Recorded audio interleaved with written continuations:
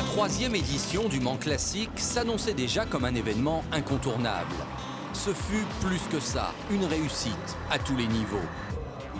Du côté des participants comme de celui de l'organisation, aucune fausse note. Et la preuve, s'il le fallait, que cette grand-messe de l'automobile ancienne répond aux attentes de tous, club, gentleman driver, pilote ou simple curieux.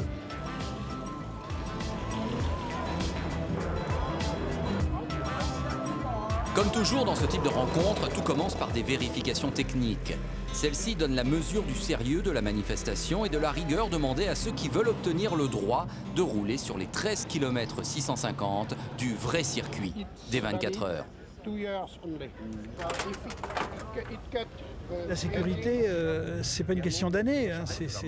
On est obligé de prendre soin aux pilotes et à tous les gens qui tournent autour de cette course. On a 50% des voitures qu'il faut qu'ils repassent. Pour des détails, hein, des problèmes de coupe-batterie qui ne fonctionnent pas, des problèmes de lumière, des problèmes de protection de phare. Enfin, on ne peut pas les autoriser à partir sans qu'on ne soit pas assuré que la voiture est conforme à 100%. Parfait. Parfait, c'est bon, monsieur.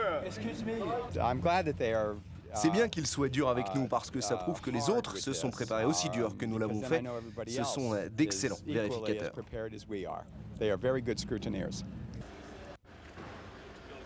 C'est un plaisir d'intervenir sur des voitures aussi rares, aussi exceptionnelles. Et puis apparemment, les pilotes sont des amoureux aussi de leurs autos, tout va bien.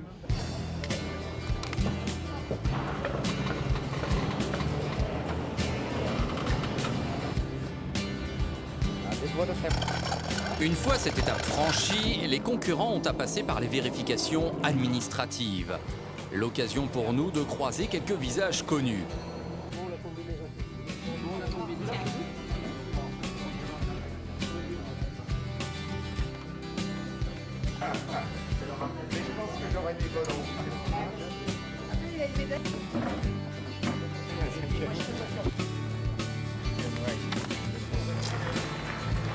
Mais ici, le spectacle est partout. Il suffit de flâner et on trouve quasiment à chaque mètre de nouvelles occasions de s'extasier.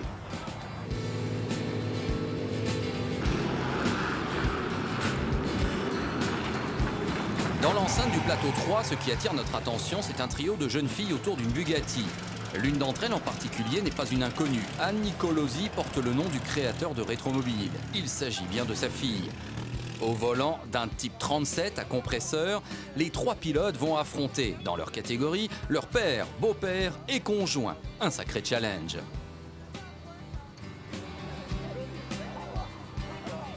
Il nous manquait un reniflard et on a fait du bricolage. Là, je pense que c'est bon. Ça, c'est du bricolage. L'autocollant. Attention. Ah, puis non, après.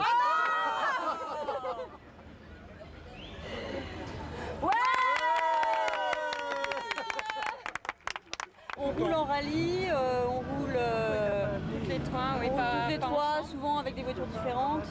Et puis surtout, on va avec la voiture au rallye. Alors on traverse la France. Et, dans l'endurance, on donne pas mal parce que quand on part faire des rallyes, on fait des tours de Sicile ou des balades en Toscane. On fait 2000 km avec les autos en 8 jours. Pour l'endurance, on a l'habitude. Moi, je ne m'attendais pas à ce qu'on le fasse. C'était, voilà, on en a parlé et on ne pensait pas qu'en fait ça se concrétiserait. Et finalement, ça s'est concrétisé. C'est carrément super, quoi. Ah, le dernier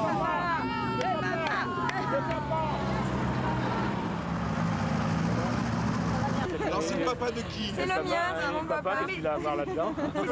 C'est celui qui nous prête l'automobile. Alors c'est un peu notre papa. Comme ça part mon papa. Qu'il la répare après la casse. Hein. Non, tu la répareras pas. Ça vous fait pas peur de prêter votre voiture à des filles?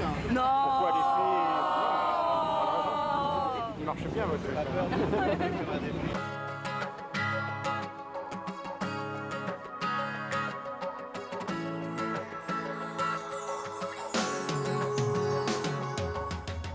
Histoire d'être complet, il faut bien sûr intégrer la ville du Mans dans ces épisodes d'avant-course.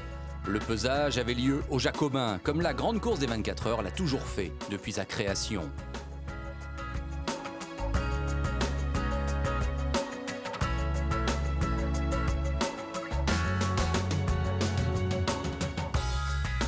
Enfin, le dîner de gala se tenait à l'abbaye de l'Épau. Organisé avec Aston Martin, cette soirée fut l'occasion d'un défilé de mode, de quelques discours de bienvenue et comme toujours, de rencontres surprenantes.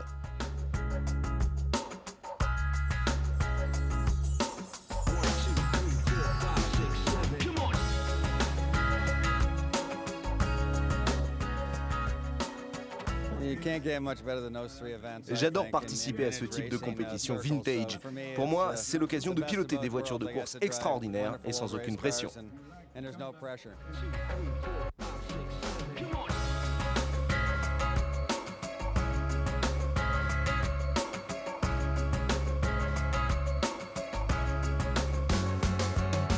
C'est la 3e édition du Mans Classique et grosso modo on reprend la recette des années précédentes, mais on élargit un peu le nombre de voitures. On va aller jusqu'à 1979, ce qui va nous permettre de voir des BBLM, des BMW M1, des Ferrari BBLM, etc. On va avoir 5500 voitures exposées en club, et ça je crois que c'est un grand record. C'est une grand-messe pour les amoureux des 24 heures du Mans, ça n'est pas uniquement une course, et je pense que les passionnés, mais aussi un public moins averti, peut se faire vraiment plaisir sur un week-end comme celui-là.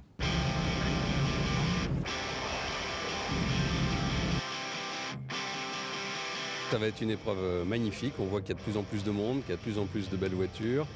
Il y a un état d'esprit très décontracté et en même temps assez sportif. Donc je crois que c'est vraiment une course qui va donner au circuit du Mans, qui vient appuyer au fond toute la légende du Mans et qui est très très importante pour nous.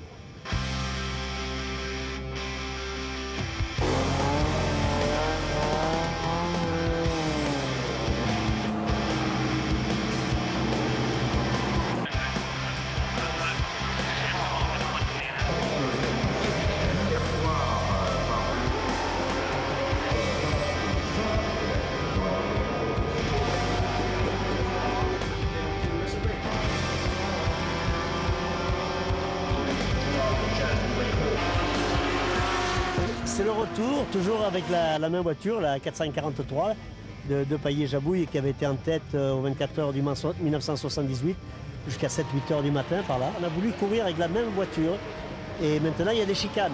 Alors on a les rapports de boîte qui ne sont pas adaptés. On tire un petit peu trop long sur tous les rapports. Mais Renault tenait à ce que la voiture soit exactement la même qu'en 1978.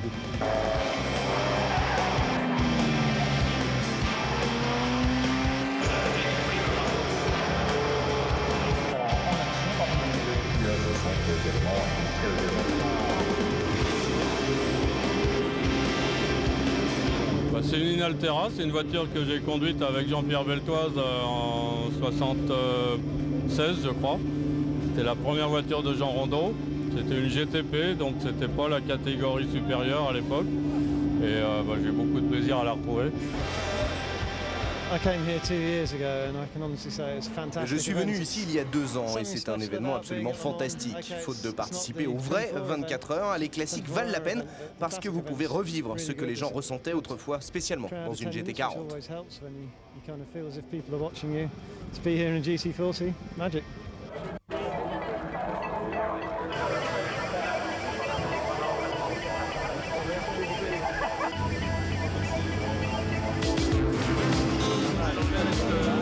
J'ai pas eu la chance de rouler cette année aux 24 heures et donc je suis vraiment très très contente d'être au Le Mans Classique dans cette pile-là et je vais pouvoir me rendre compte de ce que c'était de piloter à l'époque sur ce circuit mythique.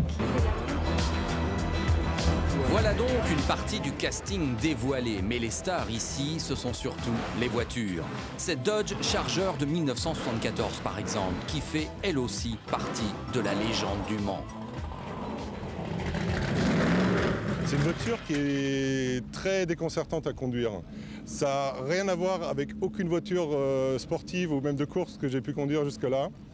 C'est-à-dire, elle commence à aller bien au-delà de 160 à l'heure. C'est vraiment une voiture de super speedway.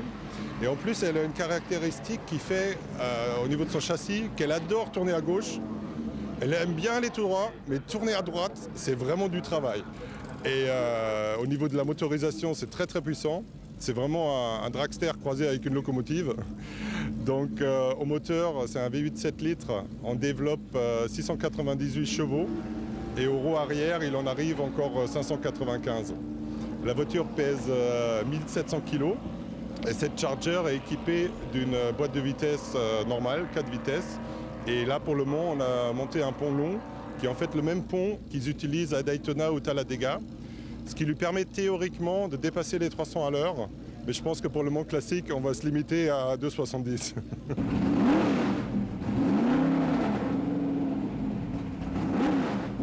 Ramener cette voiture ici n'a pas été une mince affaire. C'est sans doute pour cela que l'émotion fait aussi partie de l'aventure.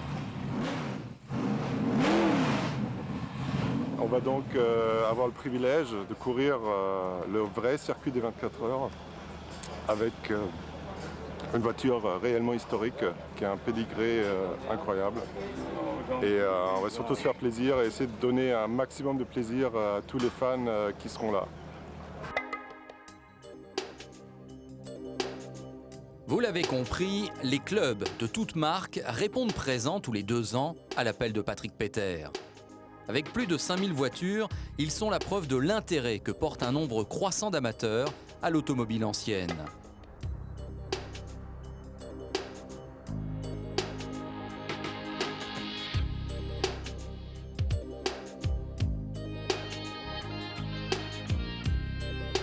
Je crois que la nature de cette rencontre, cet événement, le met en dehors des sentiers classiques, des phénomènes classiques. Ce n'est pas simplement un week-end de course, c'est un week-end de rencontre. Et l'organisation générale, dans la mesure où c'est fait par plateau, donc on voit un peu ce qu'il y avait dans le temps. On voit le brassage des voitures de faible cylindrée, de forte cylindrée. Tous les noms sont là, les noms français, allemands, anglais, italiens. C'est incomparable.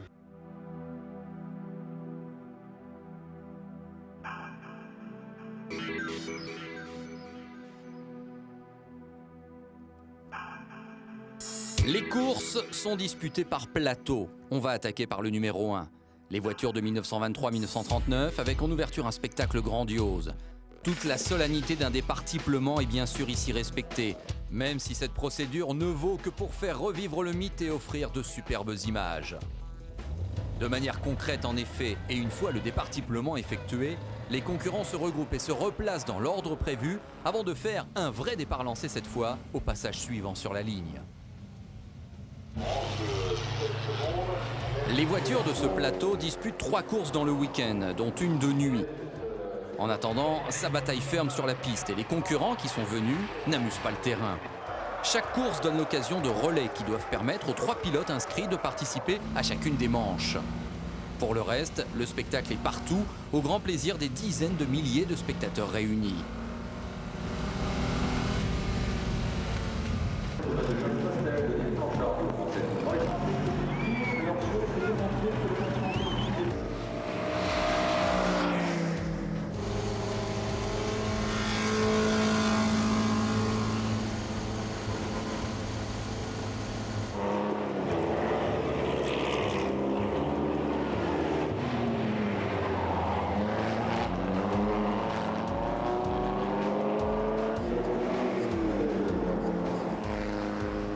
La manche de nuit n'est pas la moins spectaculaire. La nuit du Mans classique ressemble à s'y méprendre aux nuits des 24 heures du Mans.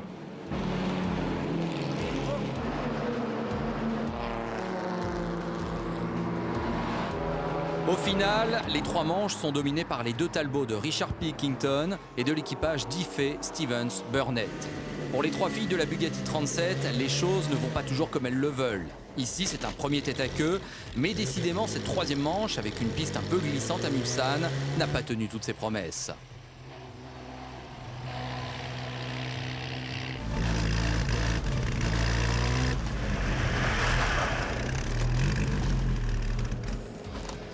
Les filles n'ont pas été les seules à y aller de leur petite figure. Rassurez-vous, elles vont signer une très honorable 50e place au général sur, il faut le dire, 76 équipages inscrits.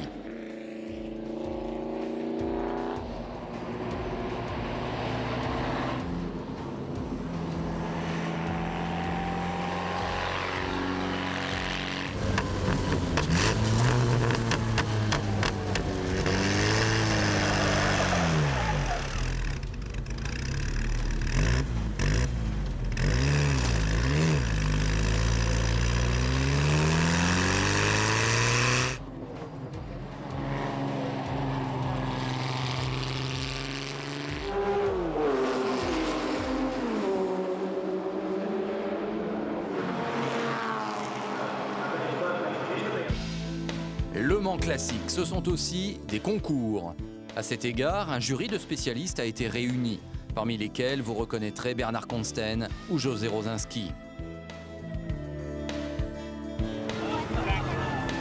Depuis le début, le Mans Classique prévoit justement deux concours en fait, l'un qui est réservé au club et l'autre qui est réservé aux voitures qui ont participé effectivement au 24 heures du Mans, des modèles historiques donc.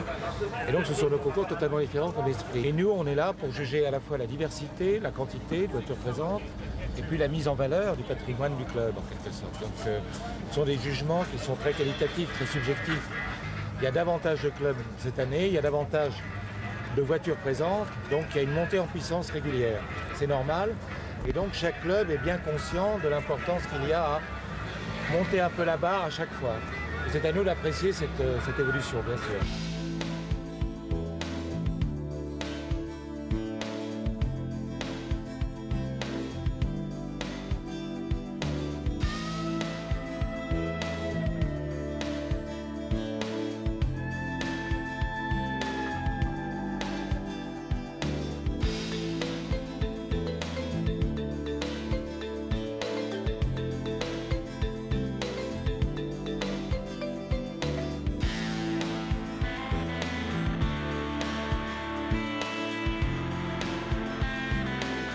Et puis, il y a aussi le village, où près de 50 commerçants offrent une large palette de produits de tout style. Un incontestable succès.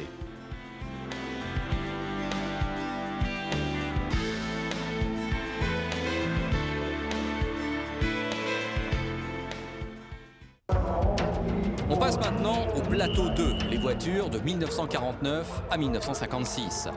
Là aussi, le départ est donné sur le type Le Mans, décidément, on ne s'en lasse pas.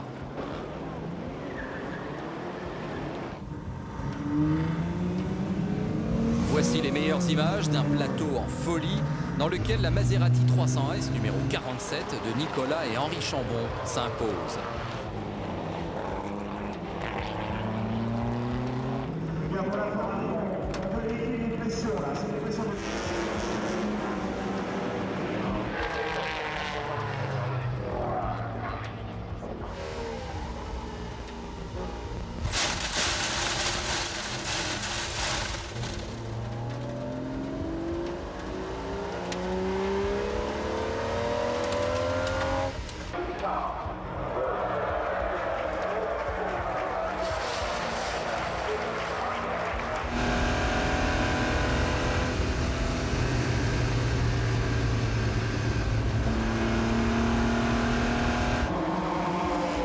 Même résultat dans la Manche de nuit, où heureusement pour la période, la qualité des phares s'était déjà grandement améliorée.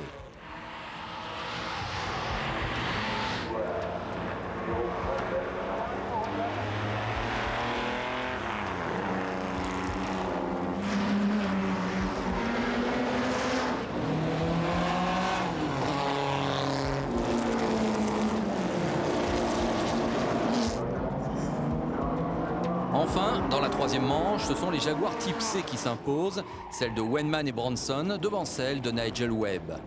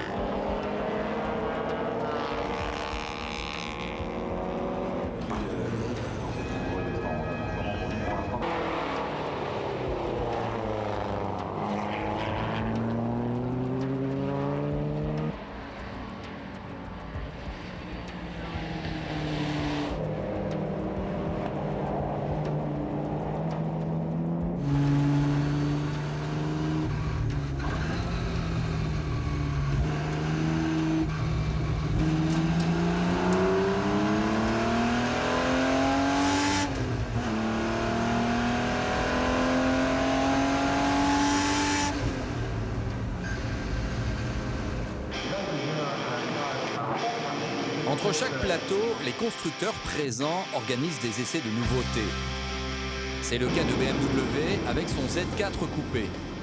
Réaction à venir d'un spécialiste.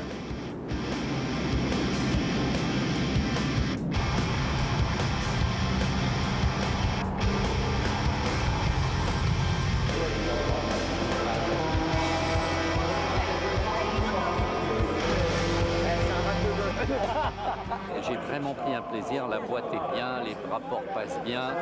Là, on prenait 2,40, on arrivait dans les freinages à 2,40, à 200 mètres, boum, et ça passait bien, très bien.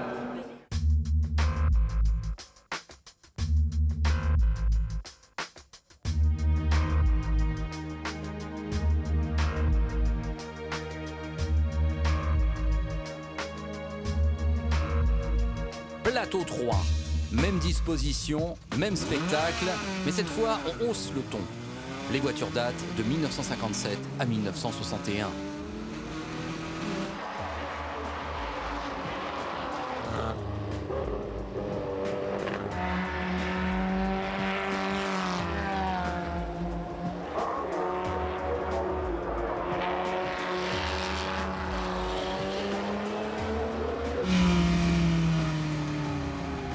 La Lotus de Michel Toulouse et Jean-Jacques Gravier. Quelques plaies et bosses pour cette voiture, mais en tout un plateau extraordinaire. Lotus, Porsche, Jaguar, Ferrari, Aston Martin, tous se sont livrés à de vrais duels, tant bien sûr que la mécanique tient bon.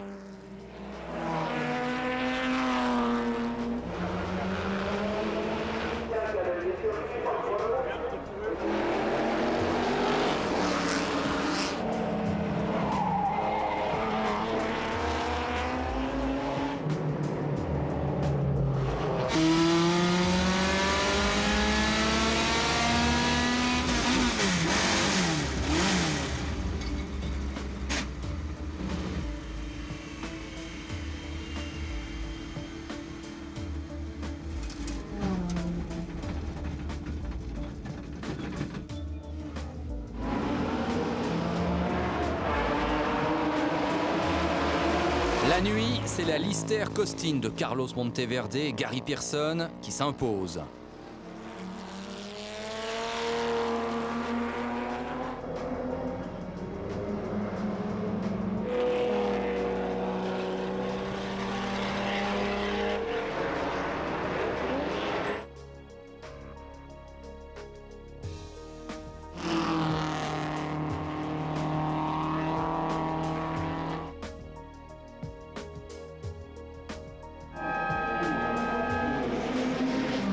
Troisième manche, nous sommes avec Sean Lynn dans une Lister Jaguar, le bonheur. C'est justement lui qui va s'imposer dans cette manche, rien d'étonnant.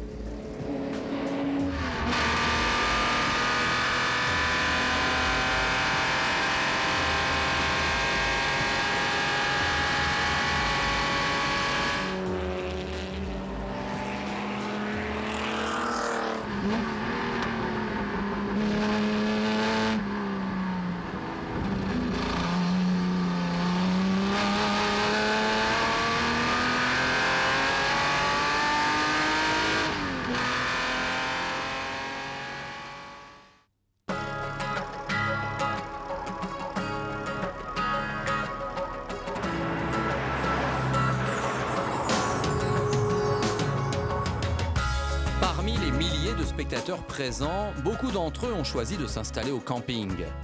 Petit tour en curieux et rencontre inattendue.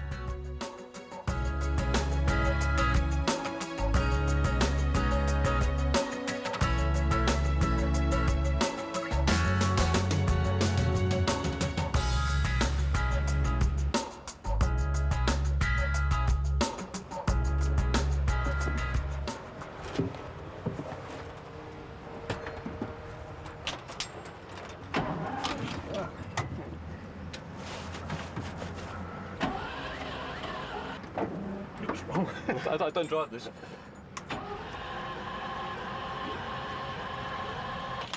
Where's the next bus?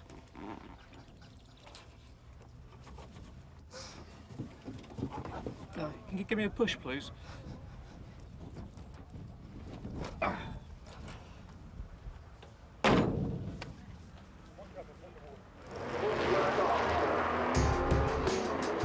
Plateau 4, nous sommes au cœur des années 60.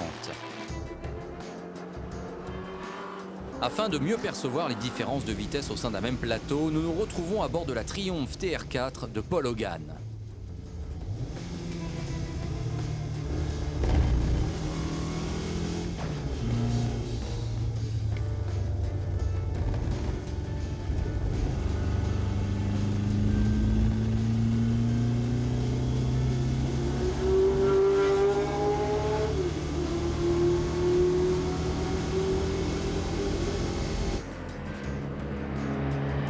C'est un plateau superbe où les Ford GT40 se taillent la part du lion.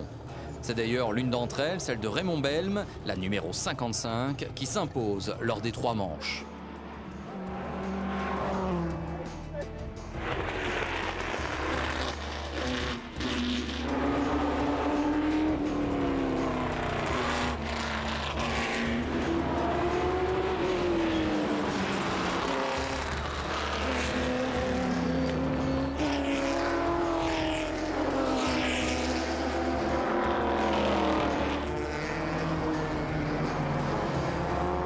Lors de ces 24 heures classiques, les courses ne cessent de se succéder. Pour les commissaires de piste, rien de très différent de ce qui se passe chaque année lors des 24 heures.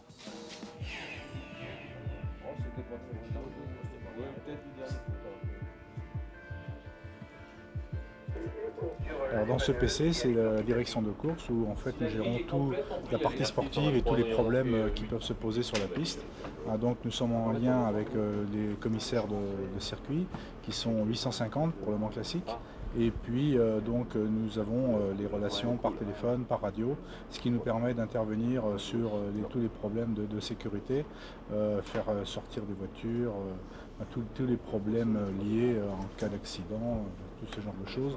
Et puis donc nous avons un dispositif médical qui est exactement similaire à celui des 24 heures du Mans. Il n'y a aucune relâche puisque en fait, contrairement aux 24 heures du Mans où nous avons 50 voitures qui tournent pendant 24 heures, ici nous avons 496 voitures qui prennent 18 départs, donc ça veut dire 18 arrivées. Il y a un gros travail à faire pour l'après-grille. À chaque fois, nous avons 65 voitures à préparer et c'est un très très gros travail.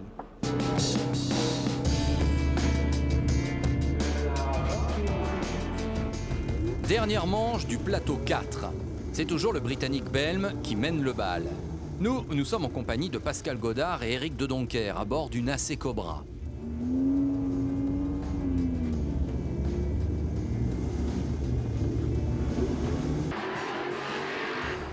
C'est un plateau où il y a de l'action. La puissance des moteurs peut être trompeuse. Les vitesses atteintes sont déjà très importantes. Morceau choisi.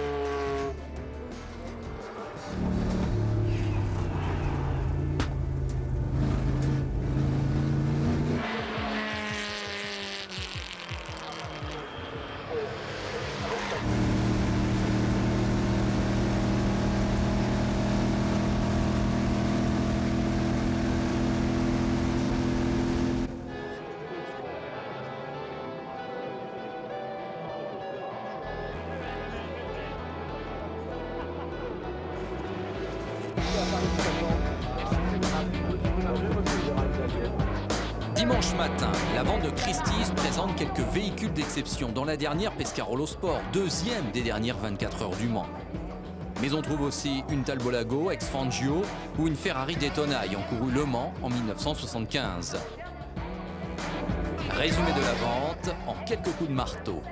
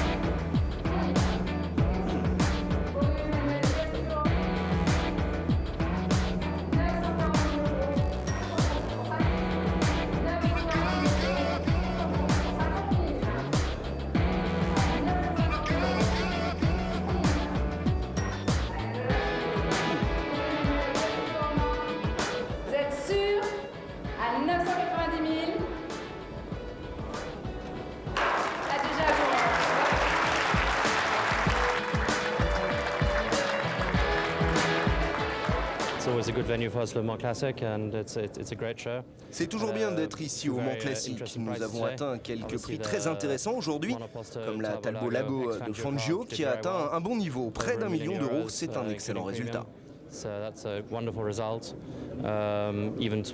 Mais même des voitures moins importantes comme la 2000 GT, 450 000 euros, là encore c'est un très bon résultat qui montre que la valeur de ces voitures ne cesse de monter.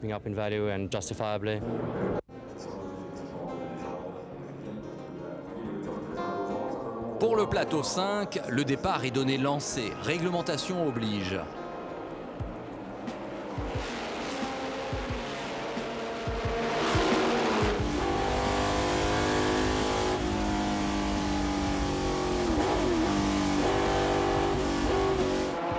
Il est vrai qu'on est de moins en moins éloigné de l'époque actuelle puisqu'il s'agit ici de voitures ayant couru entre 1966 et 1971. C'est une compétition moderne, les moteurs sont poussés à bloc, tout comme les freins, c'est chaud, très chaud même.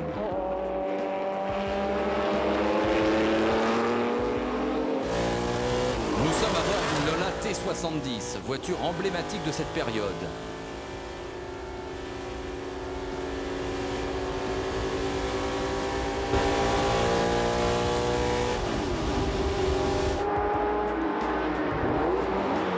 La nuit, les sorties de piste sont parfois nombreuses, mais heureusement, elles se terminent pour la plupart bien. La première manche se déroule à la nuit tombante, la deuxième au petit jour. Nicolas Minassian gagne la première, la deuxième revient à l'équipage Luco Guinan.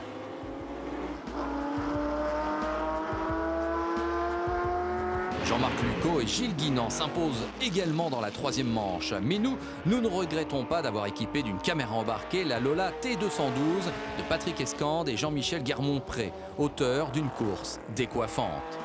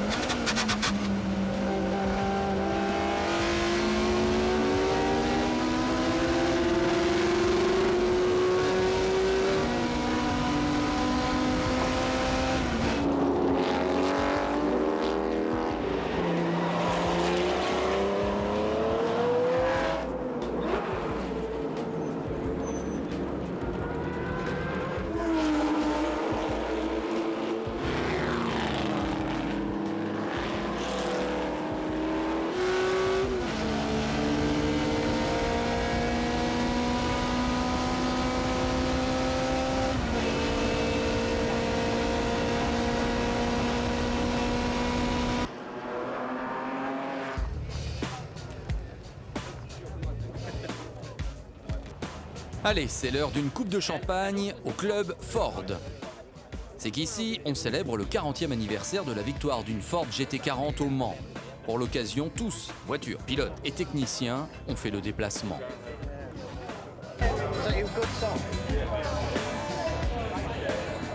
Well, the GT40 was a development done by Ford Advanced Vehicles in England. La GT40 fut créée par le département projet avancé de Ford, basé en Angleterre, dans le but de gagner Le Mans. Cette affaire fut enclenchée à la suite de la tentative de rachat de Ferrari par Ford. En fait, il y eut une course pour savoir qui des deux allait manager la compétition. Ferrari a recherché des investisseurs pour racheter la marque de voitures de sport, mais il voulait garder la main sur le service course. Ford décida de ne pas acheter Ferrari et de se venger en remportant Le Mans.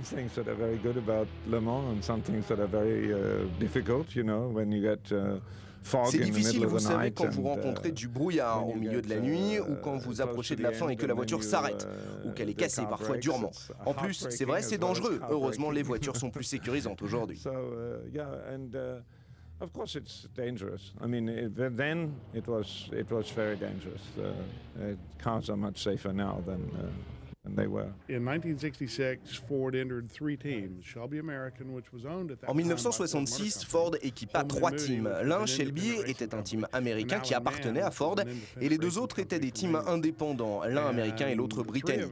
Chacun de ces teams reçut des instructions spécifiques sur la façon de mener la course, sauf le team Shelby. Les teams indépendants devaient se porter devant les Ferrari et ne se faire dépasser que par la GT de l'écurie Shelby, car il fallait prouver qu'une Shelby ne pouvait être dépassée par une Ferrari. On était là pour gagner la course et c'est tout. Ford number 1 in second place was Ferrari number 27. In third place, Ford number 3. In fourth place, Ferrari number 20. In fifth place, Ford number 2. In sixth position, Ferrari number 21. There was rivalry. Il y avait de la compétition partout, même dans les stands, et Ford cachait sa stratégie. Je pense qu'il est bon qu'il y ait de la compétition. C'est une bonne chose. A little competition is a healthy thing.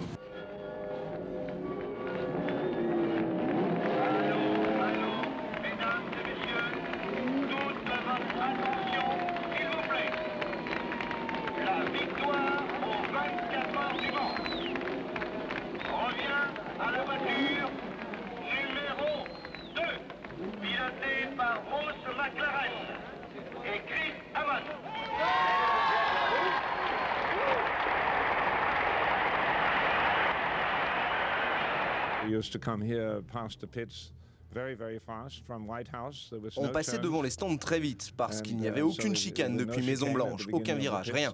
Et le virage du Dunlop était très difficile à prendre à pleine vitesse. Ça passait à près de 300 km/h.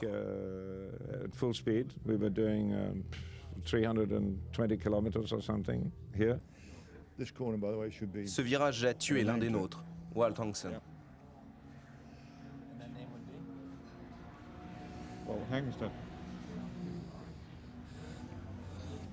He died over there. Il s'est tué là. Il était alors en essai sur un bris de suspension. Il a percuté le mur.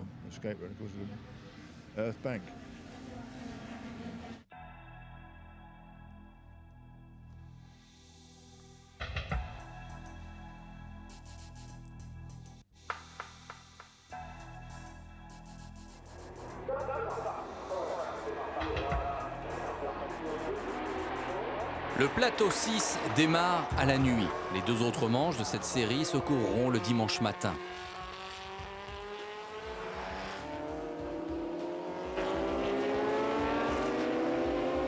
Ça va vite, très vite même.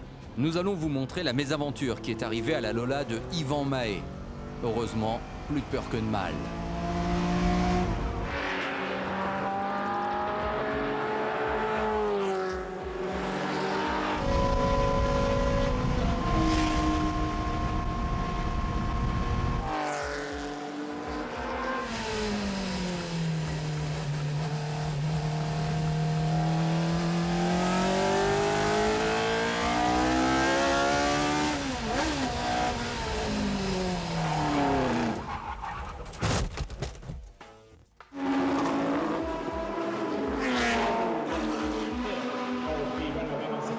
Jean Ragnotti est en forme.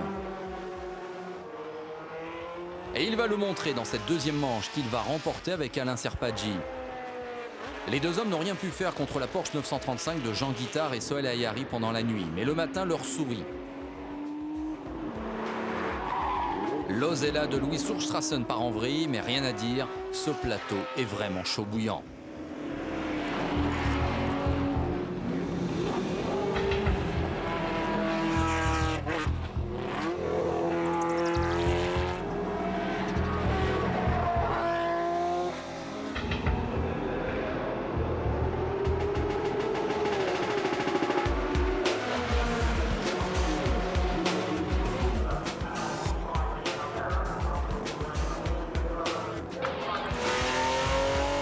Nous sommes avec Hervé Poulain dans une hardcar, la voiture peinte par Calder qu'il avait pilotée en 1975.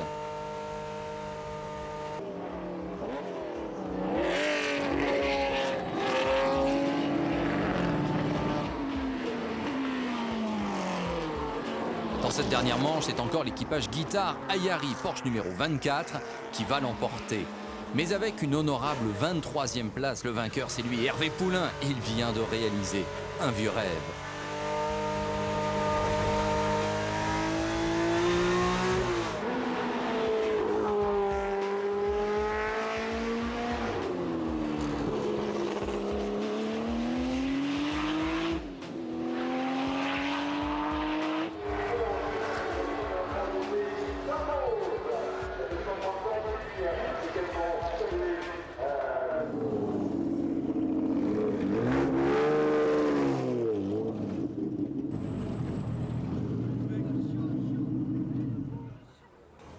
Ça vaut une bonne vente à Drouot, hein. Ça vaut une vente de 5 heures à Drouot. 300 lots, 24 records du monde. Et le record du tour, c'est combien? Je sais pas. 3 kilos 2 kilos de perdu. Personne n'y regarde. C'est trop tard.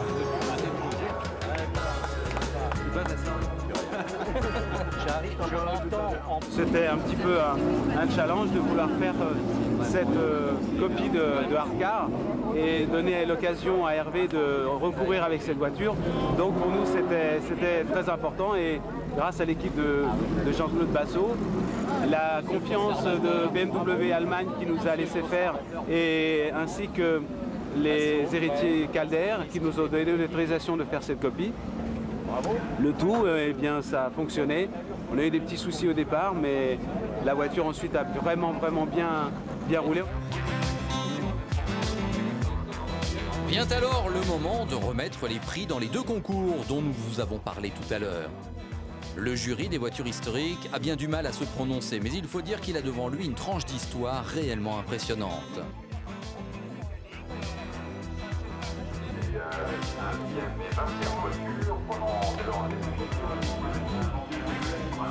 Le Mans est une course unique au monde. Quand on le dit, c'est pas uniquement du fanatisme, c'est la réalité. C'est très difficile pour les mécaniques. C'est très difficile pour les suspensions. Mais ça a été très productif pour les voitures de tous les jours.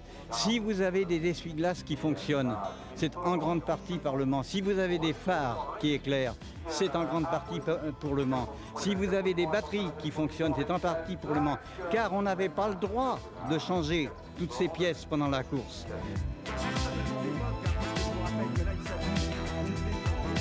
Difficile de se prononcer, mais sachez tout de même que c'est la Ford GT40 victorieuse en 66 qui l'a emportée, voiture historique s'il en est, et qui en plus célébrait ici ses 40 années d'existence.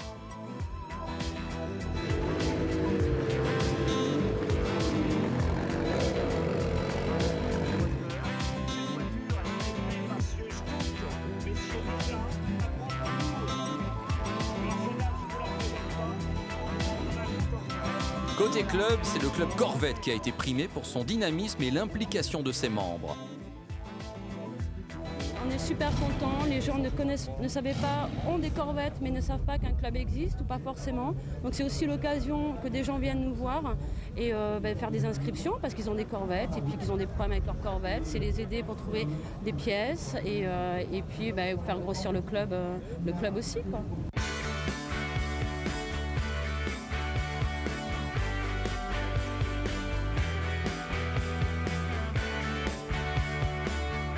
Enfin, on récompense le team vainqueur. C'est le numéro 55 qui a réalisé le tir groupé le plus efficace dans toutes les catégories. Ce sont Richard Mille et François Fillon qui remettent les coupes aux 6 équipages du team vainqueur.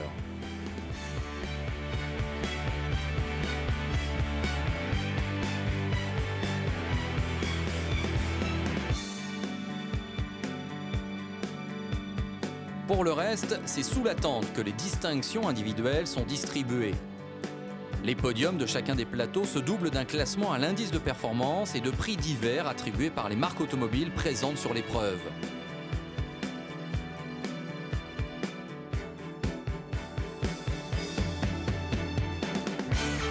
Bref, encore et toujours des récompenses, sachant que pour tous, la plus importante de toutes sera de pouvoir revenir ici en 2008 pour disputer la 4e édition du Mans Classique.